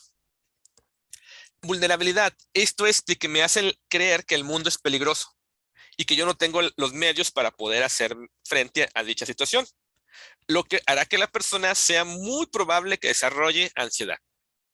Si ustedes trabajan con pacientes con ansiedad, muy probablemente van a encontrar que tiene un esquema de vulnerabilidad, donde en su familia, para empezar, había un papá o una mamá ansiosos y que les mostraron que el mundo es peligroso y que ellos no tienen los recursos para enfrentar ese mundo. Entonces es el típico papá o mamá que le dicen, hombre, no salgas porque capaz que te roban, capaz que pasa una balacera. Y aunque sí dices, hay una probabilidad, es una probabilidad, no un hecho. Y los papás lo plantean como un hecho. Y es que recordemos que una función que tienen los papás no es de asustar, es de guiar. Y aunque vivamos en un entorno muy crítico, aún así tienen que buscar guiarlos para que los hijos puedan hacer frente a ese entorno crítico. Y no necesariamente evitando. Otro siguiente sería el apego confuso o inmaduro, que tiene que ver más con que las personas no saben cómo relacionarse bien con por esa misma sensación de que no son buenos, no tanto como que tengan un defecto como en el anterior, sino más bien de que piensan que va a pasar algo malo y mejor prefieren protegerse y que es como una manera muy rara de relacionarse. Son los típicos que de repente ahora le llaman, ¿cómo es? Gaslighting, que se desaparecen de repente y que no mantienen como una relación como muy estable, sino que puede ser como muy cambiante. Y también, Ghosting. ándale, eso era, algo así era. Sí, el gaslighting es otra cosa. Sí, luego se me confunden los términos, que aparte como no son psicológicos, así como, ¿cómo lo traduzco en un término para que no se me olvide? Y no, se me va. Pero bueno, siguiendo con los esquemas, el siguiente es de fracaso, que la persona cree que no tiene la capacidad, no tiene un buen nivel de autonomía, y entonces como consecuencia piensa que no va a poder hacer frente a las cosas. Por ello deja de intentarlo y por ello pues prefiere mejor evadir. Es la típica persona, no sé, que tiene en su empresa una oportunidad laboral para un mejor puesto, pero le toca ir a una entrevista a México, pero entonces va a México y por alguna situación curiosa se sabotea. O simplemente ni siquiera se postula porque piensa que a él no le toca o que no tiene las habilidades o cualidades, a pesar de que todo el mundo le diga que sí cuenta con dichos requisitos, él piensa que no y esto pues lo lleva a que no lo intente y pues genera pues, precisamente el fracaso. Siguiente necesidad, cuando los límites son deficientes, es decir, que no son apropiados para poder guiar. Bueno, que también no mencioné, también los límites ayudan a la autorregulación. El de que una persona pueda regular sus emociones tiene que ver con cómo le pongan límites, combinado con la validación. Entonces, cuando una persona no tiene propiamente límites desarrollados, pues puede pasar algo muy interesante, que es que genere un esquema de grandiosidad. ¿Cuál es el esquema de grandiosidad? Que la persona cree que ella merece un trato diferente, un trato como de exclusivo, algo más como plus, digamos. Porque sus papás, su familia, no le puso un límite para frenar ciertos comportamientos. Ya sea que lo consentían demasiado, que eso no son límites, y esto le generó la idea de que entonces todo el mundo tiene que estarlo como alabando. Y entonces él cree que es merecedor de lo mejor que hay en el mundo. El ejemplo extremo es el trastorno de personalidad narcisista. Entonces él se cree que él debe ser reconocido. Ejemplo, tristemente, pues vean a nuestro presidente, que él tiene este esquema de grandiosidad, donde necesita constantemente que lo estemos alabando si no se siente mal. Siguiente esquema, insuficiente autocontrol. Ese también es muy importante porque la persona tiene dificultad para poder regular de manera eficaz pues su comportamiento. Es la persona que no tiene como un orden, que es un desastre, que también le faltan límites. Que también, note qué curioso, uno a veces piensa que el límite es como algo muy negativo y restrictivo. Y usted dice, oye, aquí más bien estoy viendo que el límite, de hecho, tendría que restringirte para que te vaya bien. O sea, la restricción no es negativa, de hecho es positiva. Lógico, si va al extremo como cualquier otra cosa, pues es mala. Pero noten que dices, órale, entonces una persona muy desorganizada, muy desestructurada, puede estar carente de límites, sí. El típico que no tiene hábitos, que no puede mantener un trabajo, que no puede precisamente mantener una relación porque no tiene una organización. No puede postergar el placer inmediato y todo eso es algo que vamos desarrollando a partir de los límites. Siguiente necesidad no cubierta y esquemas. Dirigido por las necesidades de otros. Este es cuando se le hace a la persona valorar en exceso la necesidad de otras personas, dado que se vuelve ya sea como muy sensible a lo que le pasa al otro, o simplemente por las reglas que hay en su casa, le tiende a aprender a darle un mayor valor a las demás personas. Aquí tenemos también distintos esquemas posibles que se pueden formar. El primero, subyugación. ¿Qué es la subyugación? Que la persona piensa que lo van a abandonar, pero para que no lo abandonen, cree que satisfaciendo todas las necesidades de las demás personas va a lograr que se queden con él. De hecho, sería la creencia racional de que nos hablaba Albert Ellis, que es contar con el amor y aprobación de todos los demás. En el fondo es un temor al abandono, pero se traduce como que voy a ser muy complaciente para que no me abandonen. Siguiente, autosacrificio. Maestro, Dime. y eso también tiene que ver con lo que veíamos de en el libro de Psicología del Mexicano, ¿no? De cómo la mujer pues está siempre complaciendo a los demás, al marido, a la familia, en esta necesidad de no ser abandonada, ¿no? Exactamente. De hecho, ahorita vamos a comentar precisamente la lectura, sí, tendría que ver con esa parte. y este esquema se puede formar. Entonces sería una madre muy reconocida. Pero aún así, para ser toda madre mexicana, digamos, plus 5 estrellas, más bien tendría que tener el que sigue, sacrificio. Porque todavía el de subyugación, dices, bueno, pues la persona pues hace lo que hace, ayuda a otros con el temor de que no la abandonen. Entonces no es tanto como una madre, aunque también una madre puede hacerlo para que no la abandonen los hijos. Pero dices, no, pero es que no es tanto así. A lo mejor me suena más como una pareja, es cierto. El de madre es el de autosacrificio. Porque aquí sí, aquí la idea es que te sacrificas para obtener, por ejemplo, reconocimiento. Noten, el otro te motiva, para que no me dejen, hago lo que digan. En este no. En el sacrificio es porque incluso puedo encontrarle algo bueno. Este es el de madre. Aunque también el otro puede estar, sobre todo, insisto, con la relación con los hijos. Pero este es más interesante y más dañino. Y también es derivado, creo que lo hemos comentado, porque se promueve por la misma religión. Y tiene que ver también un poquito con el otro, búsqueda de aprobación. La persona que necesita ser reconocida, que es importantísimo, no puede vivir sin que lo validen, que es la típica persona que tú ves en Facebook que pone que su vida es casi como un sueño, porque está muy necesitada. Y no porque no sea, pero a todos nos pasan cosas buenas y malas, y aparte, ¿cuál sería el objetivo de querer compartir todo lo que haces y que vean que todo es bonito? Se supone que lo es. ¿No sería mejor disfrutar de eso que tú estás viviendo en lugar de estar ahí promocionándolo en redes? Y bueno, y llegamos a nuestra última necesidad no cubierta, que sería la sobrevigilancia o la inhibición. Cuando la persona es demasiado rígido en algunas cosas, como cumplir ciertas expectativas, además de que tiene que ser muy cuidadoso con lo que diga, con lo que haga, y esto lo lleva pues a formar también ciertos límites, pero el problema con él es que cree que van a salir mal las cosas, entonces debe ser muy previsor para evitar que suceda eso. Eso lo lleva a formar estos esquemas. El primero, negatividad. La persona cree que las cosas van a salir mal, siempre sale mal. Si ahorita empezó este conflicto entre Rusia y Ucrania, es que ya se va a acabar el mundo y va a empezar la guerra, y bueno, si sí o no, sí, es probable, pero de que sea un hecho es muy distinto. Y estas personas van a creer que siempre pasa algo malo. Si normalmente tenemos el sesgo de negatividad, esto sería potenciado. Inhibición emocional. Esa es muy interesante. Esta también es una característica del hombre mexicano. ¿En qué consiste la inhibición emocional? El niño, cuando es pequeñito, expresa emociones y es castigado por expresar emociones. Ya sea que lo regañen, como poníamos el ejemplo de la persona que llora, pero a veces simplemente que expresa algo y la gente lo descalifica. No sé, a lo mejor se siente feliz, no sé, anda brincando y bailando y se ríen de él y lo humillan. Eso es castigo.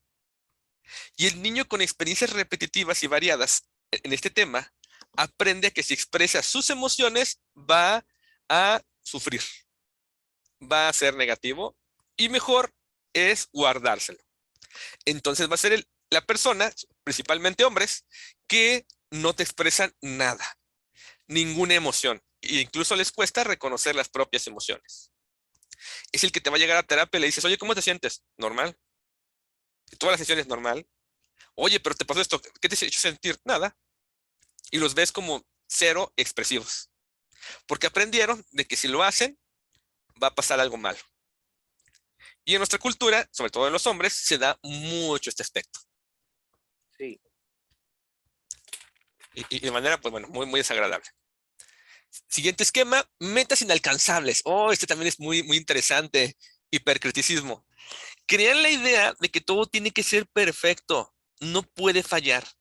Tienes que tener el control de todo. Tiene que estar todo alineado, tiene que estar todo en su lugar.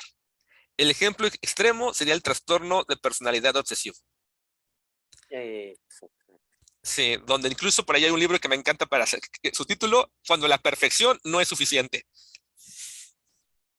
Ese sería este. Y el problema es que cuando no lo cumplen, se sienten mal. Ya sea que se ponen ansiosos porque no lo van a cumplir, o el darse cuenta que no lo lograron, los deprime. También a ese trastorno de personalidad obsesivo también le llamamos perfeccionismo clínico. porque es ya llevarlo a un nivel muy nocivo. ¿Clínico, maestro? Así es. Perfeccionismo. Así es, perfeccionismo clínico. Así es. No de nada. Entonces, por ejemplo, puede ser la persona que entonces está estudiando la maestría y dice, voy a ser el mejor terapeuta familiar de México. Si no, soy un fracaso. Pues, órale, ese pensamiento dicotómico pues está genial, pero pues bueno. Entonces, imaginan cómo va a vivir la persona en la maestría, súper ansiosa, se va a deprimir si no le saca una buena calificación, se va a pelear con los maestros si no le ponen excelencia. Mal. Y finalmente tenemos el castigo. Este es muy interesante. La persona aprende a que cuando no se cubren las expectativas o no se cumplen las reglas, merece castigo. Ya sea que se autocastiga o castiga a otros. Además, noten que personas que tengan este tipo de esquemas van a ser personas muy rígidas. Y que les faltó pues, que jugaran con ellos. Les faltó espontaneidad. Les faltó tolerancia a la frustración. Y como consecuencia, pues bueno, van a tener problemas como adultos. Estos serían los 18 esquemas que Jung propone que pueden desarrollarse si no se cubren alguna de estas 5 necesidades. Como mencioné, los trastornos de personalidad son combinación de esquemas.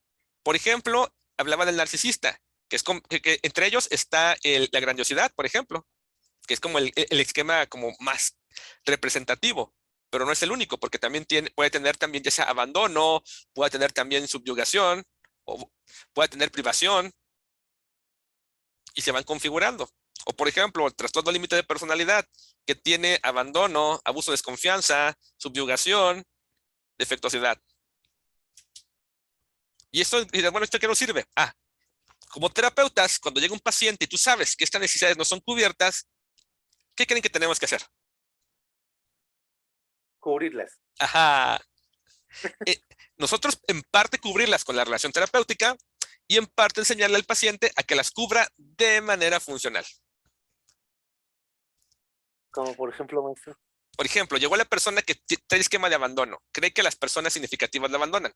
Yo lo voy a enseñar con la relación terapéutica que no la abandono. Yo a ese paciente nunca jamás lo voy a dejar plantado. Ok. No, lo dejo plantado y ¿qué le voy a confirmar? Que las personas significativas Lo abandonan. la abandonamos. Okay. Y no está fácil. Y luego llega el paciente y a lo mejor tiene otro esquema, no sé, el fracaso. Llega el paciente y dice, ay, fíjate que no traigo para pagarte, entonces yo creo que ya no voy a venir, ¿verdad? Y tienes como terapeuta tener la habilidad para poner límite y validar y cubrir necesidad. ¿Y qué le hubiera comentado ahí? Que le dijo, no tengo dinero para pagarte. Ok, mira, ya llevamos trabajando mucho tiempo. ¿Cómo ves? Mira, si gustas, ahorita no te hace dinero, puedes hacerme el depósito, que te doy el número de mi tarjeta, o si te hace más sencillo, la próxima sesión que nos veamos, me lo pagas. Dirás, Okay. eso me dirás, ¿eso lo haces con todos? No, estoy hablando con alguien que tiene este esquema en particular. Okay. Porque nos cae el antisocial, que también trae grandiosidad y que no tiene límites, pues no lo hagan. Ese no les va a pagar. Okay. Esto, de hecho, los modelos para trabajar trastornos de personalidad, como la terapia de esquemas, que este modelo está desarrollado específicamente para trabajar terapia de esquemas y es uno de los 2 modelos más efectivos que hay para trabajar ese trastornos. El otro es la dialéctica conductual y las dos se parecen en esto, en que hacen mucho énfasis en la relación terapéutica. Ahorita mencioné eso, pero dirás, bueno, pero falta la otra parte, enseñarle al paciente que cubra su necesidad. Es cierto. Por un lado, que se dé cuenta de que las personas significativas no abandonan y por otro lado, que se dé cuenta de que si te abandonan realmente no es tan mal. Y por otro lado, si te abandonaron, te diste cuenta que no es tan malo, tú también puedes buscar a otras personas que te puedan ayudar a sentirte parte y que cubran esa necesidad, por ejemplo, de compañía. Por ejemplo, los amigos. Que suena muy fácil, pero es todo un proceso que se lleva dentro de la terapia. Pero también me puede estar pensando, bueno, pero estamos viendo familia, la familia en México, soy terapeuta familiar. ¿Cómo le puedo hacer para que una familia ayude a que sus miembros más pequeñitos, los niños, cubran estas necesidades? Y tenemos este concepto. Competencias parentales, que son las habilidades que tendrán que tener los papás para poder cubrir estas necesidades. Ok. Y de hecho van a encontrar por ahí investigadores, van a encontrar por ahí psicólogos que hacen talleres para papás para enseñarles a cómo cubrir estas necesidades. Pero nosotros como terapeutas es importante porque cuando llega la familia conmigo, tengo que entender, a ver, qué necesidades están cubriendo y cuáles no. Porque además del problema que traigan, que por ejemplo, pueden traerme a alguien deprimido, por ejemplo, un papá deprimido, tengo que cuidar que a la par, en la medida de mis posibilidades, ayudar a que esta familia aprenda a cubrir las necesidades de los más pequeñitos. O si estoy en terapia individual y llegó la persona conmigo, debo identificar cuáles necesidades no se cubrieron en la infancia para ver en el presente qué están favoreciendo, qué problemas le están causando. Y aunque no va a ser fácil, porque recordemos lo de la infancia dorada, de que me lo va a poner todo bonito, pero si está teniendo tal problema en el presente, es muy probable que no se hayan cubierto. Y tengo que ayudarlo a que note que no se cubrió y poder ayudarlo a que aprenda a satisfacerlo.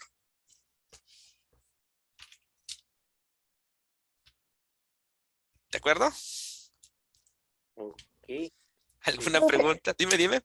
una pregunta. ¿Qué libro recomienda donde podamos encontrar sobre este tema de la terapia de esquemas de Jeffrey Jung? El libro, suena chistoso, el libro de terapia de esquemas de Jeffrey Jung, de editorial Gedisa. El problema con la terapia de esquemas es que es relativamente nueva, o sea, estoy hablando de 20 años, y casi no hay mucho material en español. Qué Pero raro. sí, y hay pocos libros. Uno es ese, que es el básico. Ahí encuentras toda la teoría. Aparte que está muy padre escrito, realmente muy bien. Es como parece un manual, o sea, tal cual, y te pone los casos, te explica esquema por esquema, te explica cómo es el tratamiento con trastorno límite de personalidad y con narcisista, etcétera. Muy bien. Otro libro, que ese es específico para trastorno narcisista, eh, se llama, ay, ¿cómo se llama? Em, Desarmando al narcisista, de, Ok. de Wendy Biohari, que de hecho voy a más adelante a hablar un poco de ella, porque ella también trabaja, porque también hay terapia de esquemas para parejas, pero ese sí está en inglés, y se llama así, terapia de esquemas para parejas. Y de hecho tienen, y también en inglés, otro que es terapia de esquemas para trastorno límite de personalidad. Y casi son puros trastornos del roster B, a los que más se enfoca esta terapia. Vuelvo, no es la única, porque la dialéctica conductual, que también es terapia de tercera generación, es muy enfocada a enseñar autorregulación emocional. Y para esos trastornos también cae excelente. Además de que parte de la misma idea, no tanto habla de esquemas, pero sí de mantener el buen vínculo y la relación terapéutica para poder ir satisfaciendo estas necesidades, aunque no es su objetivo principal, sino más bien enseñarles a regularse y enseñar conductas de autocuidado, que son los dos modelos que ustedes pueden cruciar, por ejemplo, la APA, y ver la efectividad de tratamientos en las que van a encontrar que son los dos modelos más efectivos hasta la actualidad para trastornos de personalidad. Terapia de esquemas y dialéctica conductual. Sí. ¿Ok? Sí. Profe, ya sé que hoy ando preguntando mucho, perdón. No, A mí al me contrario, llegó, dime. a mí me llegó un libro que se llama Transforma las heridas de tu infancia de Ana Mar Orihuela. ¿Ese en cuál cae o no cae en ninguno de esos? Ok, buena pregunta. Lo de las heridas de la infancia es una metáfora de las necesidades no cubiertas, pero no son iguales. Realmente te hablan de otra cosa. Mejor sí enfóquense como a necesidades no cubiertas y no tanto heridas para no entrar en confusión. Ahorita que hablaste de ese de transformar tu infancia, hay uno de Jung que es de autoayuda, que te habla un poco de esto. No está tan bueno porque es de autoayuda y la autoayuda es un poco limitante, pero te puede también dar un poquito de qué se trata la terapia. Y lo interesante que también ahí viene el inventario para identificar esquemas. Bueno, que de hecho si yo les... ¿Cómo dijo que se llamaba? Ese libro, a ver, déjame ahorita lo busco. Déjame buscarlo, es que no me acuerdo exactamente, que es de autoayuda. Mm,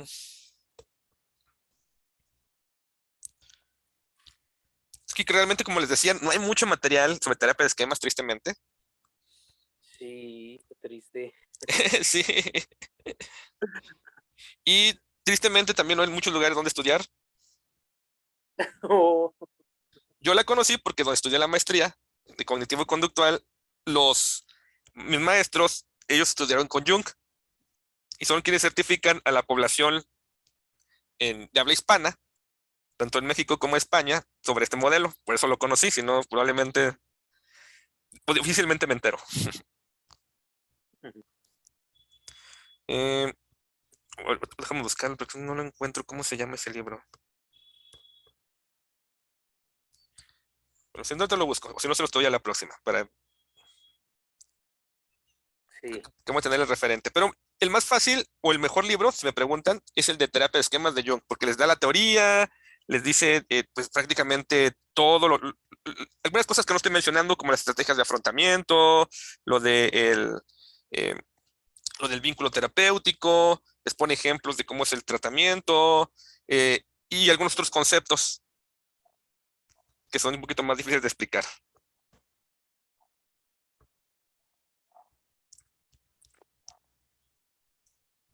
Pero bueno, ¿alguna otra pregunta? ¿Te sigo buscando esto? No.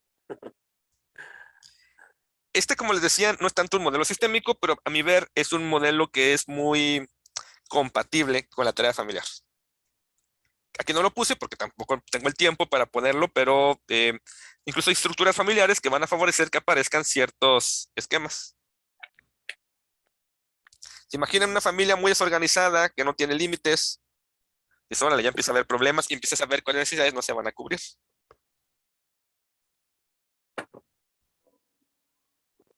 Sí, maestro. Muy ¿Ok? típico. Sí, muy típico. Y mi interés de incluirlo es uno, para que vean que en nuestra cultura pues va a favorecer la aparición eh, de muchos trastornos por esa no cubrir o dejar ahí inconcluso esas necesidades. Y por otro lado, para que el día de mañana que estén frente a los pacientes también les dé unas pistas de dónde puede estar el origen de un problema que puedan tener. No siempre, a veces son problemas más sencillos. Lo que preguntaban, a qué nivel se interviene dentro de los niveles de aprendizaje, a veces puede ser a nivel 1, nivel 2, pero si tenemos casos que es a nivel 3, pues qué mejor que tener como nociones apropiadas para poder saber cómo abordarlos. Sí. ¿Ok? Sí. ¿Alguna pregunta? No. No. Ok. Entonces, pasemos a comentar la lectura del capítulo sobre la familia mexicana. ¿Cómo les fue con ese capítulo? Entre enojo y entendimiento y muchas cosas. A ver, Ay, pensé que había sido la única que a la primera que lo leí yo me quedé como, ¿qué? ay, no, pues que empieza bien rudo el libro. Empieza con esto. Si eso no te indigna, es que nos pasa Sí. algo. Pero platíquenme, ¿qué leyeron?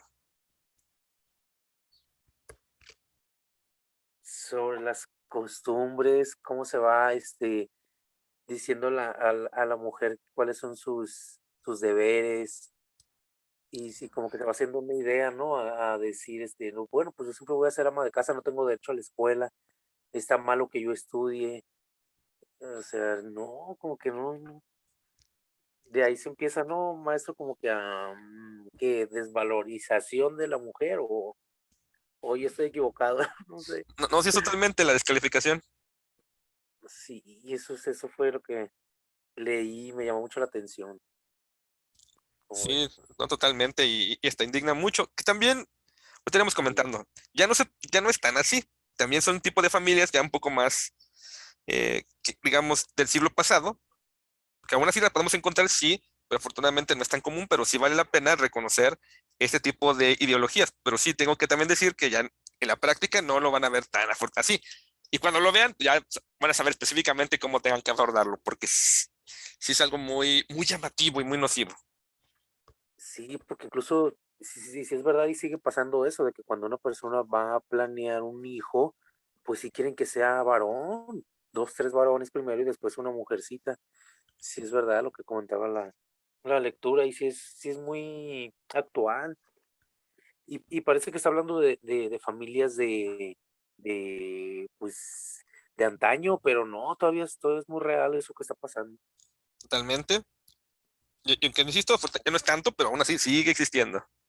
Sí, Sí, justo a mí algo que me llamaba la atención es que, pues, como que la investigación, pues, en la que se basa el ensayo de Díaz Guerrero, pues fue como en los 50, ¿no? En 1950 y tantos. Y aunque sí ha habido cambios, sí todavía se notan muchas de estas, pues, premisas, pues, en la familia mexicana.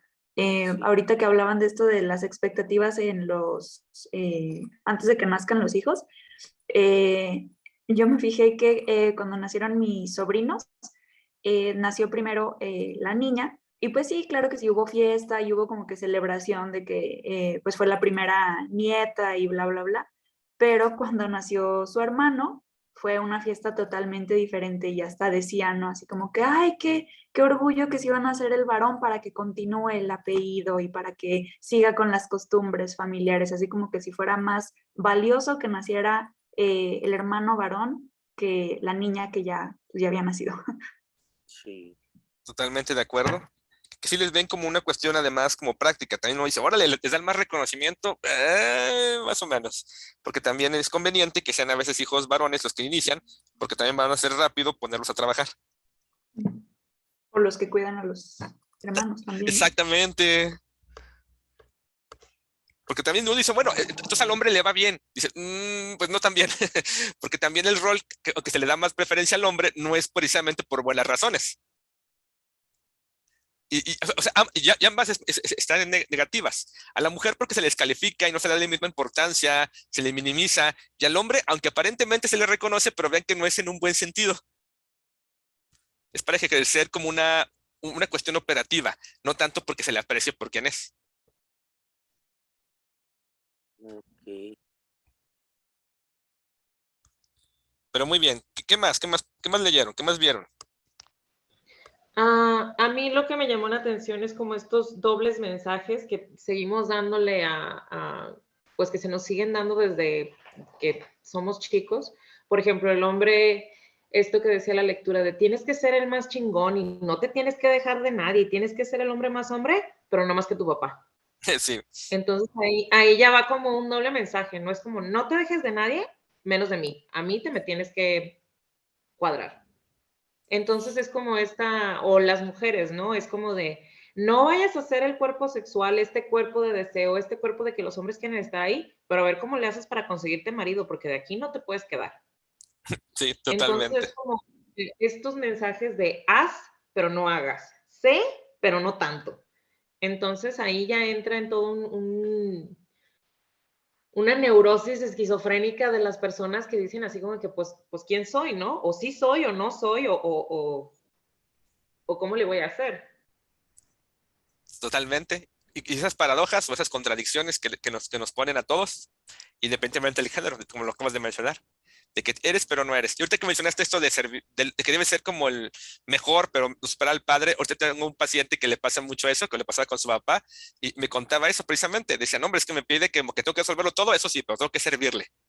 Y hacer cosas a lo mejor hasta muy exageradas respecto al servicio. Y aparte le decía a mi paciente, ese papá, que tiene que hacerlo con gusto, porque es como un placer servir al papá. Y eso, órale, qué mensajes tan Sí, complicados. y era también lo que mencionábamos hace rato con la autonomía, ¿no? De que parece que ya se nos obliga a ser autónomos y esto, y realmente, pues no es cierto, porque te obligan a ser autónomo allá afuera, de que tienes que trabajar, tienes que ser tú independiente, pero tienes que ser independiente en algo que nos guste a la familia, que nosotros creamos que es un buen trabajo, que nosotros creamos que es una buena familia. Así Sigues es, teniéndole que dar el gusto a la familia, aunque ellos te estén diciendo, nosotros te estamos dando chance de que trabajes y hagas, pero nosotros tenemos que decir si está bien o no. totalmente. O sea, se siguen repitiendo, aunque ya no tan drásticamente como pues la mujer a la cocina y el hombre se sigue pasando, pero ya no tan como se veía en los 50, por ejemplo.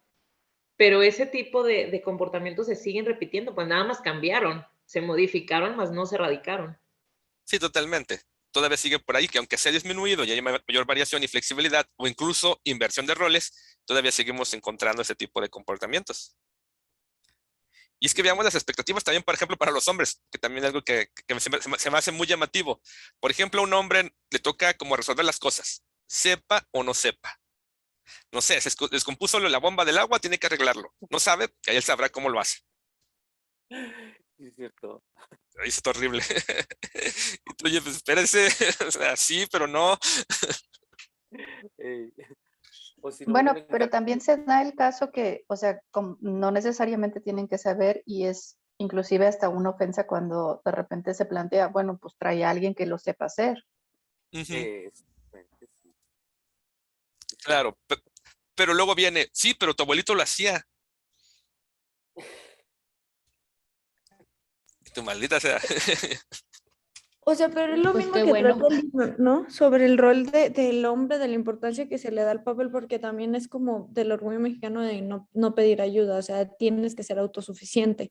Entonces es como, o sea, como lo que comentaban ahorita, de que pues tienes que hacerlo, pero no tanto, no más que tu papá, o sea, y en ese tema igual, ¿no? O sea, vas a hacerlo y vas a ser autosuficiente de manera que no necesites de nadie como hombre y como mujer es siempre de cierta manera que necesites de alguien, que pidas el apoyo, que te apoyes. Sí, claro, que sea ahí como un poco Y el no tanto complemento. de que necesites, ya ni siquiera que necesites el apoyo de alguien, es vas a estar sola. Eso es lo que mucha gente le dice a las mujeres que deciden no tener hijos, es ¿y quién va a cuidar de ti? Ah, chinga, no sabía que necesitaba yo cuidado 24/7. Sí, Y a los totalmente. hombres no se les dice eso, pues porque el hombre, como dice la lectura, puede estar buscando relaciones en todos lados, ya sea amistades, ya sea, ¿cómo se llama? Con distintas mujeres, es como él no va a estar solo, pero a ti, ¿quién te va a cuidar? Es como de, ah, ok. Sí, sí, sí. Bueno, y eso que dices del hombre de no estar solo es bien interesante, porque sí, va a buscar parejas, pero amistades, porque si se fijan los hombres no somos tan sociales. Entonces ve cómo se va a configurar. Va a ser un hombre que sí, puede tener parejas, pero no va a tener amigos, porque no somos tan sociables, por cuestión biológica principalmente, que no manejamos muchas relaciones interpersonales. Y entonces, claro, por eso luego se pone súper tóxico, súper posesivo con la mujer, porque si le va, ahí sí se queda solo. Maestro, una cosa que me llamó la atención de la lectura es que decía que la mayoría de conflictos internos en el mexicano que provocan la neurosis es por coalición de valores, aunque no Ujú. me quedó claro ahí. Y dije, o sea, como una cosa por otra, o como, no entendí. Sí, es que esos valores pueden llevarse a la exageración o pueden combinarse con otros y ya generar algo pues conflictivo. Como lo decíamos ahorita, tienes que ser el mejor, pero sin ser el mejor. Como Ah, una paradoja. exactamente, ahí es donde va a haber situaciones. O como decían de la mujer, eh, incluso tienes que ser muy, no sé, llamativa, mientras no tienes novio o te casas, ya no. O sea, como cosas que luego son a contradicción, porque es una característica, ¿no? Una madre no puede ser sexual, es nada más operativa. Sí, también lo comentaba la lectura, que al casarse la mujer entra en abnegación de todas sus necesidades. Así es. Y por eso les decía que es más parecido al esquema del sacrificio. Ok. Pero dirás, pero es una mujer normal, o sea, ni siquiera digo que tenga cualidades especiales, que no se sacrifica y también ve por ella, luego tienden a ser criticada. Sí, es cierto. No, y lo triste es que luego tiene que ser criticada por las demás mujeres. Entonces, oye, espérese, O o por- sea, supone que me entienden. sí, por su mamá, ¿no? Sí, En este exacto. caso, la abuelita. Híjole. Y eso es lo complicado, que también veamos que aunque hay ciertos roles como muy definidos y estereotipados, tanto del hombre como de la mujer, ambos roles han ido variando ya en la actualidad y son un poco más flexibles, pero aún así siguen teniendo como detallitos que los hacen limitantes o que les dotan de responsabilidades que no les permiten expresar o lograr ciertas cuestiones personales. Y en ambos roles, porque realmente no hay como un rol bueno, porque se puede pensar de una versión como machista, el hombre le tiene más beneficios y privilegios. Bueno, uno sí, pero tiene también otras que tiene que cumplir que también son muy desagradables, o sea, realmente es para ambos. Porque es una cuestión de relación, que es la idea, volvemos al modelo sistémico. No es que uno sea mejor que otro, es que realmente tienen que haber una interacción y una complementariedad. Y que cuando uno le va mal, al otro le va mal porque dependemos uno del otro. Realmente no es como un rol bueno, que obviamente podrá haber algunos detalles que tenga algún cierto privilegio uno u otro, pero en esencia, o sea, simplemente viven las cosas también de manera difícil, eh, diferente, pero a fin de cuentas difíciles. Sí. ¿Algo más que quieran comentar o de la lectura que les llamó la atención?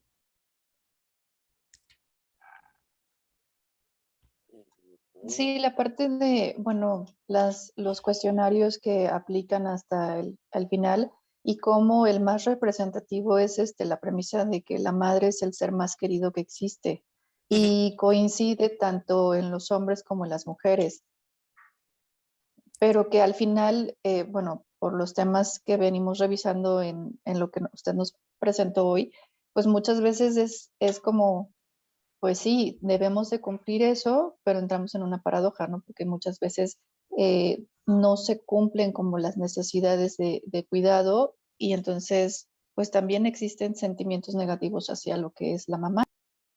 Totalmente. Es que como también hay ciertas situaciones como incongruentes o paradójicas que también se pueden ahí generar conflictos. Y es que imagínense que sea, bueno, el ejemplo que ponía muy extremo y a lo mejor es agradable, una mamá que no quiere al hijo, entonces lo trata mal, pero ese hijo, por esta cuestión que estamos comentando cultural, tiene la obligación de quererla. Entonces imaginen qué conflicto para ese hijo. Sí, incluso también en su mayoría de edad, ¿no, maestro? Como que la mamá es al que más busca después. O sea, es como que el que va a cubrir todas las necesidades de enfermedades de la mamá. Sí, Se también le mucho. busca, ¿no? Ah, ah, Se le busca descubrir. mucho, luego vamos a ver la relación madre-hijo, pero sí. Y no necesariamente es un hijo, puede ser un hijo o una hija, porque también recuerden que tenemos la tradición de que la hija menor se queda a cuidar a los papás. Sí. Pero si no hay hija, pues ponemos un hijo. Ok. Y además, aquí es donde brincamos a la tarea familiar. Ok, tenemos a esa hija que queremos que se quede, la hija menor. Pero entonces, ¿qué Ujú. pasa si empezamos a notar que empieza a tener pareja, a tener novio, parece algo serio y se van a casar? ¿Qué creen que va a ser la familia? Retenerla a toda costa. Así es, Cortar, ¿no? También a la pareja, a veces lo haces. así es, Descalificar al novio. así es. Sí, sí, es cierto, es muy común Esa es todavía. una. O la otra, o la consentimos tanto, le damos todo, le pagamos el carro, los estudios, el viaje a Europa, para que no se vaya. O también hasta como alguien fingir una enfermedad o algo para que se quede más tiempo a cuidarlo. También. Y tenemos como muchas novelas, mucha literatura sobre eso, porque sí es algo muy típico en nuestra cultura. Y nos da, pero vean lo interesante, y nos da explicación de por qué, caray, con razón a esta persona no le va bien en la relación de pareja, porque a lo mejor tiene ahí dentro de su dinámica familiar ciertas situaciones que le están privando o le están saboteando sus relaciones. Ok. Que también para ello nos sirve conocer como este contexto. Además, entonces la madre ocupa un papel muy importante. Que aunque se diga que el hombre es el que manda, no, es la mujer. Porque la madre tiene un rol por encima de todo. Simplemente lo vemos en la religión. Aquí es más importante la Virgen que Dios. Lógicamente, Eso fue algo Incluso que, la... perdón, adelante. Adelante, Circe. iba a mencionar que a mí eso me había llamado mucho la atención y lo incluí en los puntos y creo que hasta lo desarrollé Ujú. porque me ha tocado conocer hombres muy misóginos, pero su adoración a la Virgen es así, golpes de pecho y hincados a rezarle. Pero pensaba, es por esta idea de la mujer perfecta, ¿no? Virginal, casta, tapada, abnegada, madre, o sea, como lo que realmente sí, es la idea de lo que quieren, ¿no? Y eso a mí me llamaba mucho la atención y sí, o sea, de hecho a mí casi toda la lectura cuando la estaba leyendo pensaba en el papá de mi papá, o sea, es que ese señor era así, todo eso, por eso todos mis tíos están como están, porque decís que sí, totalmente lo llevó a extremos, ese machismo, misoginia, ideas, o sea, muy feo. Y ahorita que decían también de la relevancia del hijo mayor, mi papá es el hijo mayor y tiene una carga en la que carga con 8 hermanos, o sea, no nada más con 3 hijas que ya son independientes, sino todavía tiene que cargar con 8 hermanos y hasta hijos de los hermanos. Entonces a mí eso, a mí me molestaba mucho. Su papá ya se murió, pero mi papá me contaba que lo soñaba y le pedía favores y él los tenía que hacer. Y yo decía, ay, no, qué fuerte. Y entendía, decía, no, pues es que la figura del papá, y ya no estoy, pues ahora te toca a ti, porque pues eres lo que sigue. Entonces sí está muy fuerte eso. Totalmente, que dejan como esos legados. Ujú, No, y ya ni se diga, si luego en el 8 de muerte les dejan la misión. ujú. Ay, no, Sí, cierto. Sí, sí, horrible. cierto. Por eso tenemos Sí. el dicho en terapia familiar. eh, tratos con muertos no valen. Porque, ay, no, muy complicado. Eso le voy a decir. Sí. Los tratos son con los vivos, ¿no? Con los muertos no, ¿qué? Sí, Entonces, cierto. a que lo tomemos en cuenta. Y lo que mencionas es muy cierto. Noten cómo si la figura de la madre es muy por encima, más que la del hombre y la de la mujer. Ah, porque aparte hacemos la distinción. Noten, no es lo mismo mujer y madre. Son cosas o conceptos diferentes. O Sí. hasta el hecho de tener la esposa y tener un amante para las fantasías, porque la esposa no puede hacer eso. Exactamente. Y Porque eso siento que todavía sí es muy vigente. muy vigente, porque se ve mal que la esposa sea sexy, simplemente. Porque es la madre de mis Sí. hijos. No la puedo ver con esos ojos como mujer. Ujú. Y aparte es como que se le responsabiliza, no maestro, como la educación Ujú.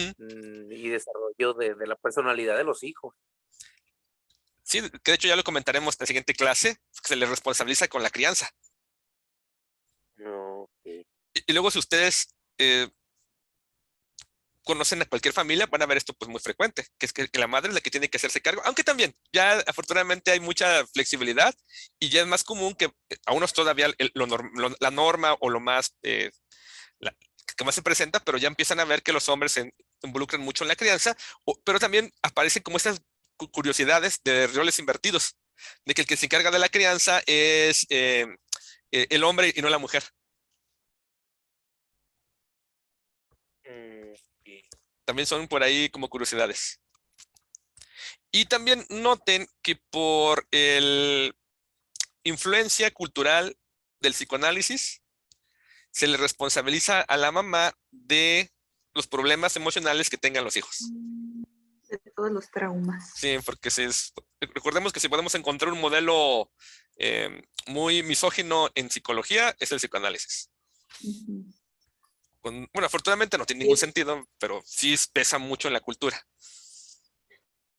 Y sigue pasando, ¿no? O sea, si hay un fracaso en los hijos, o sea, si tu hijo es depresivo, si tu hijo no pudo terminar la carrera, si tu hijo no esto, es pues lo creaste mal tú como mamá, ¿no? Algo te faltó. Pero si el hijo termina la carrera, si tiene un buen trabajo, es como se le alaba al papá por eso, porque él trabajó y él dio los recursos para que el hijo pudiera llegar a eso. Y es como, o sea, si sale mal, es la mamá. Pero si sale bien, es el papá, porque entonces el papá les enseñó a tener buenos Principios, valores. ajá. Exacto. Y la mamá, que incluso la lectura decía, si el niño presentaba algo de feminidad era porque la mamá lo tenía muy pegado a él. Ah, La sí, ya mamá sé. era la que la que generaba eso, porque entonces lo tenía muy pegado. Y es como o sea, no hay manera de que la libres, pues. Exacto. Si lo hiciste bien, nadie te lo va a decir porque era algo que tenías que hacer. Y si lo hiciste mal, entonces sí, todo el mundo te lo va a recalcar y pues es tu culpa. Exacto. Es muy injusto. Y mencionaste este mito, ¿no? Claro, entonces si es un hombre que es homosexual es porque estaba muy apegado a la mamá. Se le responsabiliza de muchas cosas y se le priva de muchas cosas, que es la parte que es muy, muy injusta. Y luego el hombre, tienes que agradecerle a tu papá, a pesar de que nunca estuvo ahí. Igual, sí te dio el dinero, lo que tú quieras, pero nunca te ayudó en nada, ni las palabras de aliento, era el que te criticaba o que ni se enteró que estabas estudiando. Eso es lo que también ha de traer como mucho conflicto, ¿no? Porque estás agradeciéndole y siendo como súper fiel y leal a alguien que nunca estuvo. ¿De dónde sacas todo ese sentimiento, pues? Exacto, porque nunca se acercó. No, no hay manera de que puedas crear la emoción. Y sin embargo se te exige. Sí, Por eso vean que lo que respete. exacto, vean qué complicado. Y también quiero resaltarles mucho que noten que tanto el rol de hombre como el de mujer, realmente los dos son como negativos, o sea, tienen cosas como muy desagradables y que les generan muchos conflictos. No hay como uno que sea como privilegiado, y aunque pueda tener algunos beneficios en alguna cosa, en otro tiene muchos costes, y en ambas partes. Realmente es muy injusto para ambos cómo se ha establecido esa relación. Y lo que se busca, pues precisamente es como la equidad, como que sean más flexibles los roles, pero noten que en ambas partes sufren de diferente manera y tienen exigencias de diferente manera y paradojas y cuestiones muy extrañas, incongruencias que tienen que vivir de diferente manera. Incluso nuestra cultura también se ve como que se piensa que es una cultura muy machista y realmente fíjense que no es tan machista. Somos más bien como machitos, no machistas, porque es más como la imagen. Porque si quieren ver culturas machistas, pues simplemente puedan notar cómo es la cultura, por ejemplo, la turca, la rusa, La japonesa la también. japonesa, y van a ver lo que es el machismo en serio. Porque sí es mucho, muy, muy extrema. Yo tengo una amiga rusa y ella me dice que a las mujeres rusas les somos muy atractivos los mexicanos. Yo decía, caray, ¿por qué será esto del machismo o algo? Dice, no, es al contrario, porque los rusos son muy machistas y los mexicanos no son así. De hecho, las tratan mucho, mucho mejor y te quedas, ¿cómo? Se supone que aquí tenemos la idea de que no. Dice, no, no, no, dice que de verdad, dice que allá es muy extremo. Y al menos aquí te hablan, no sé, aparte que por la cuestión latina también tendemos más a expresar emociones y cosas así. Dice, no, no, no, allá horrible. Dice, ya sabes que el hombre va a ser como muy borracho y no va a aportar nada y así como desobligado. Y digo, pues, sí, pues igual aquí. Dice, no, no, no, allá al extremo. Y ok, interesante. Es como parte del galanteo, ¿no? De querer llevar a una mujer a la cama, ¿no? De primero comprarle flores, traerle mariachi, chocolates y demás, ¿no? Exactamente. Y ve esa creencia, y esa que ya hablaremos de ella en la siguiente clase, sobre amor, está mucho en la cultura. Y es una distorsión horrible por muchos factores que le han hecho que sea así. Y sí tiene razón, es parte del galanteo y aparte de que eh, ese tipo de acciones pues siguen manteniéndose, que no se han modificado tanto, porque se siguen estando asociadas a que así es como se demuestra el afecto. Ok, Es como muy extraño. Ya hablaremos, nos meteremos en líos eh, la próxima clase, sí, porque es un tema muy interesante, pero sí quiero que vayamos cerrando como esta parte de la familia mexicana, que insisto, esto que describe Díaz Guerrero es una familia muy tradicional, afortunadamente ya no es tanto así, si las encuentran, claro que sí, sobre todo en ciertas regiones de México, en ciertas culturas específicas, pero si habláramos del grueso de la población, ya hay una enorme variabilidad. hay mucho intercambio de roles y los roles son mucho más flexibles. Ya es más común que el hombre se incorpore a los roles de crianza y la mujer también a los roles pues, del trabajo, por ejemplo, porque de verdad ya las condiciones no nos permiten tener estos roles fijos.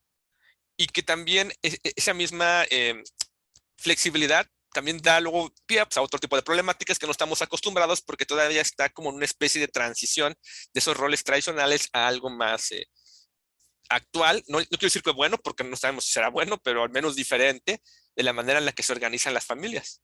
Pero siguen manteniéndose varias como raíces, haciendo esta metáfora, que marcan el cómo tenemos que comportarnos. Porque este aprecio por la madre sigue estando. Y les decía, es como absurdo hacer la distinción entre madre y mujer, suponer que es lo mismo y no es así, son diferentes. Pero Sí. eso sigue manteniéndose mucho en nuestra cultura, a sobreestimar ese rol. E incluso de que una mujer se sienta mal si no es madre. Que afortunadamente ya no es tan común, se ha ido disminuyendo, pero va a aparecer. Y realmente es un rol que es más como asignado, porque a veces no es tanto el deseo de tener los hijos, sino más bien por cumplir esas expectativas que se tienen dentro de una familia. Y por ahí luego se derivan pues un montón de más problemáticas. Ok. Fíjese que a mí un día me comentaron algo, maestro, me dijeron, fíjate que tú seas lo que seas, tienes que tener un hijo. Un hijo te va a cambiar la vida. Y me quedé así como en shock ahorita con lo que comentó. Sí. ¿Sí cree que sea verdad? No, te va a cambiar la vida, sí. No dijeron que para bien. Recuerda eso, comunicación. Ellos tienen Maestro, razón. la familia Entonces, no. mexicana tiene mucho esa creencia, ¿no? De que el hijo llega a unir a la pareja, a cambiarte la vida, que es como tu mayor logro, como incluso como persona. Sí, y ya luego les platicaré sobre eso, sobre cómo son las estrategias de evasión y los mitos sobre la pareja. Y uno es ese, sí, de que un niño va a unir a la pareja, pero es porque piensan que el compromiso va a unir a las personas. Entonces, la mujer creativa va a decir, claro, entonces antes de que este hombre se me vaya, voy a embarazarme para que tengamos un hijo y entonces tenga que quedar. Y si se tiene que quedar, de seguro va a cambiar y me va a amar. Sus esquemas. Sí, y también vean qué feo para ese hijo, el rol que ya tiene de inicio. Sí, Sí, cubrir. destinado a unir a la familia. Y luego, ¿qué pasa si ese hombre de todos modos se va y deja a la mujer?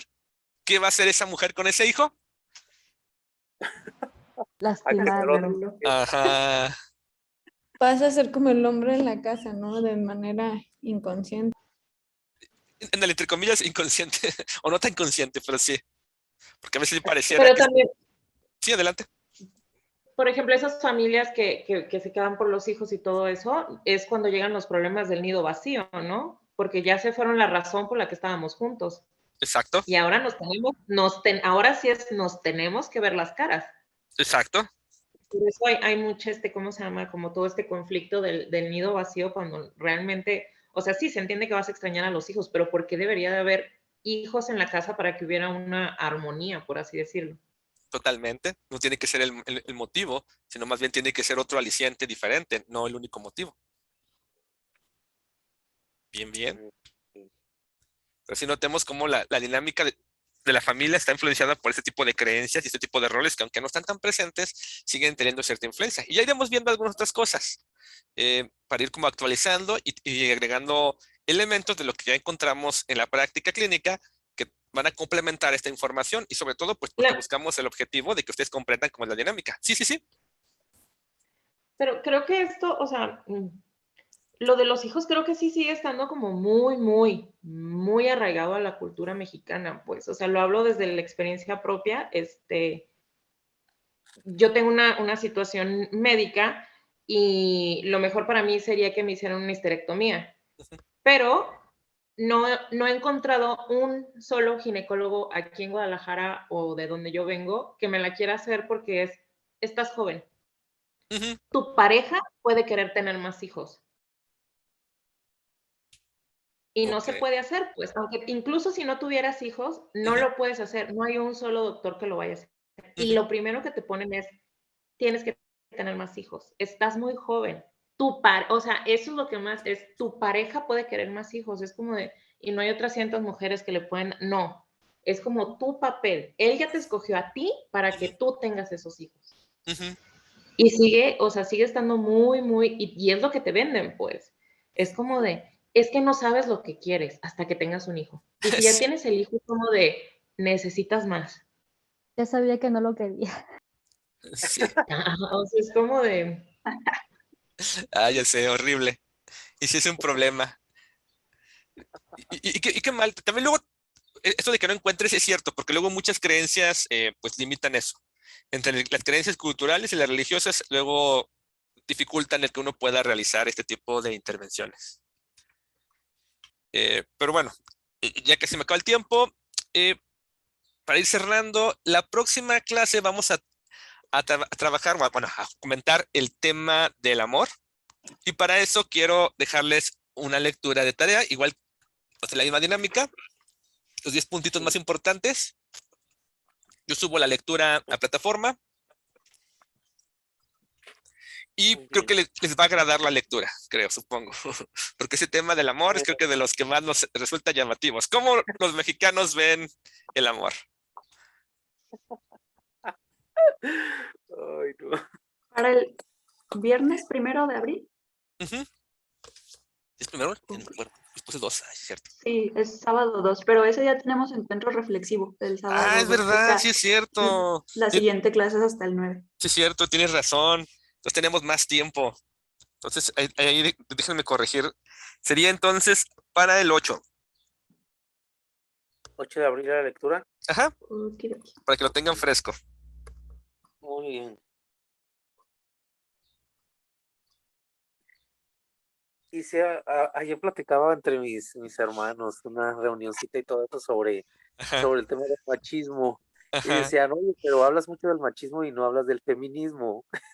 Y dije, ¿cómo que te gustaría hablar del feminismo, no? Sí, de esas, dicen así textualmente, esas doñitas Ok. que creen que pueden hacer y deshacer con un hombre, porque si les responde, entonces va a ser poco hombre. ¿Sí me explico? Sí, sí, sí. Si habrá un tema sobre eso. Ah, ¿algo? Que por cierto, cuando hagan esos comentarios, tú puedes decirles, bueno, ¿y quién eligió como pareja esas doñitas?